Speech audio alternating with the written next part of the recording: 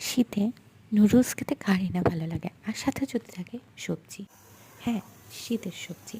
শীতের সবজি নুডলস খেতে আমার তো ভীষণ মজা লাগে। আর আপনাদের? তো দেখে নেওয়া যাক।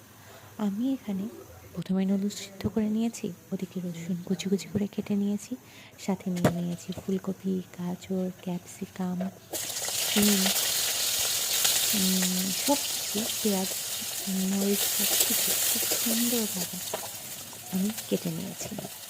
তারপরে সবগুলো তেলের মধ্যে দিয়ে ভালোভাবে ভেজে তার মধ্যে দিয়ে দিয়েছি একটু গোলমরিচ গুঁড়া, একটু লবণ, সাথে ছিল সয়া সস। সেগুলো দিয়ে খুব সুন্দরভাবে নুডলসের সবজিগুলো আমি ভেজে নিয়েছি।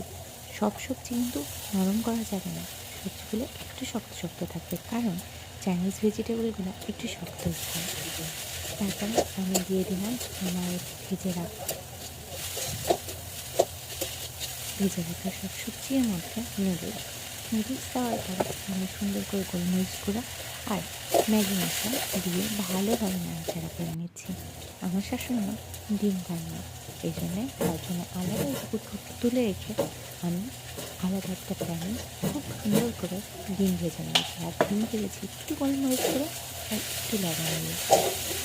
সেটা ভালো করে হলে আমি নুডলসের মতো মিক্সড করে দিয়ে ভালোভাবে নাড়াচাড়া করে নামানোর আগে একটু টমেটো কেচাপ দিয়ে সুন্দর করে আর একটু নাড়াচাড়া করে পরিবেশন করে ফেলেছি আমাদের শীতের সুন্দর ভেজিটেবল নুডলস। আপনারা চাইলে এতে চিকেনও ইউজ করতে পারেন। আমাদের তো খুব ভালো লেগেছে, আপনারা ট্রাই করে অবশ্যই জানাবেন কেমন হয়েছে। Thank you.